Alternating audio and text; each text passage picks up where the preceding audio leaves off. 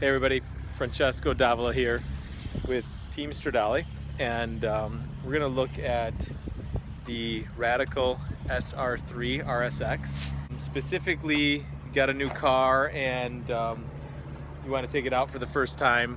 The dealer has done the PDI, the pre-delivery inspection, and now you're gonna start the car. So this is going to be the starting procedure for your car, and what do you do, what the buttons mean, and how do you turn it on, how do you turn it off, and everything that you've wanted to know, but don't have to read the manual now. So just hang in here with me for a couple minutes and I will show you the inside of the cockpit here.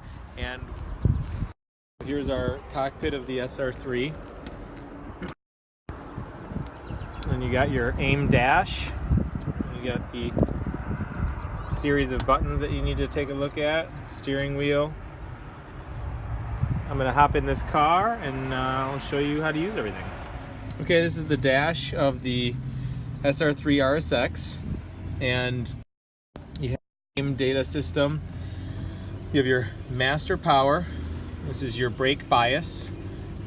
Towards the right is front, towards the left is rear.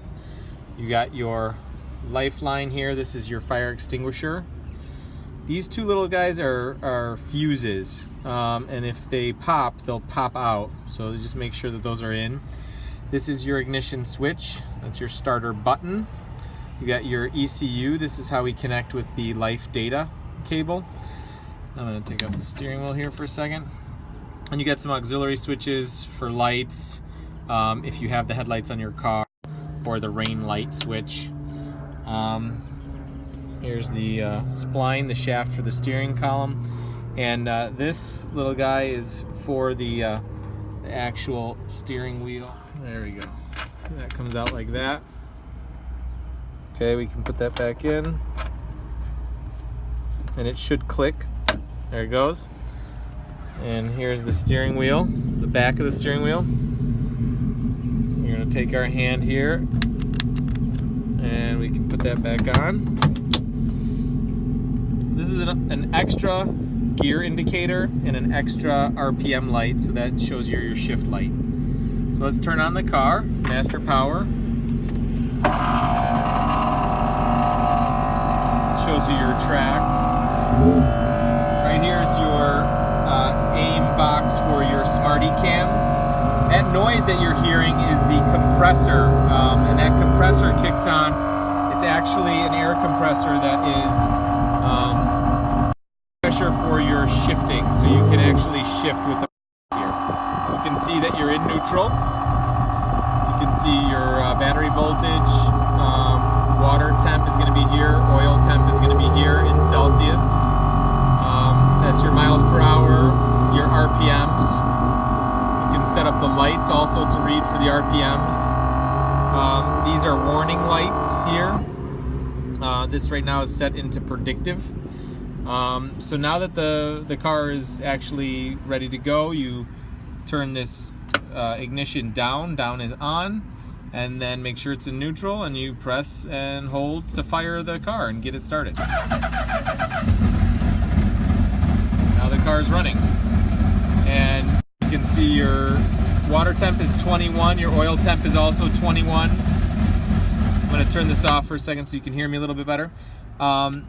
That needs the water temp needs to be a minimum of 60 degrees Celsius, and the oil temp needs to be a minimum of 50 degrees Celsius before you can start giving it a higher RPM than 4,000. That's a safety setup in the ECU from the factory. So make sure that you get that a minimum of 60 and a minimum of 50 there before you start running the car hard. Let's talk about the shifting mechanism here. This paddle shift designed by Radical is pretty easy to operate. There is a safety switch here. You have to press and hold that safety switch to get in and out of neutral, okay? It will not go in and out of neutral if you don't press and hold that safety switch. So I press and hold that safety switch, and then it will shift into gear. You can see it shifted up to second. Now I shifted back down to neutral. Because this is a motorcycle transmission, if you have difficulty getting out of neutral and into a gear, it's a good idea to let off of the clutch pedal and then put it back on and then try again, because there's some tension needed in between the gears in order for it to get into the proper gear.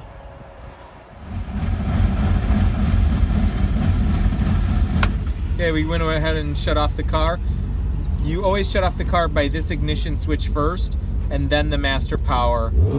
Wait just a couple of seconds before you actually shut off the master's power, because the data is still writing to the AIM system. Okay, now I can shut off your master power switch, and now all of the power is off. The AIM system for the SmartyCam will stay on for about 3 more minutes. That's just so that that internal battery is keeping that system on for you, and then it'll eventually shut off. Here's another view of the cockpit of the car. This other data port is for your AIM system. One is for the ECU, one is for data. Notice down here you have your fire bottle. It's always a very good idea to always check the pin in the fire bottle, making sure that it is pulled out before you go onto track. And the pin goes right here. So this pin has been pulled out, so it's ready to go, ready to operate normally.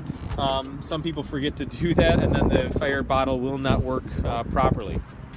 Okay, so just pay attention for more videos like this. If you like this video, make sure you subscribe to the YouTube channel and Team Stradale, and we'll post stuff. We'll try to do it every day and get some interesting stuff out there for you with the Radicals and other race cars, and some tips about getting around the racetracks and things that you should do to keep yourself healthy and keep yourself fast. So see you soon.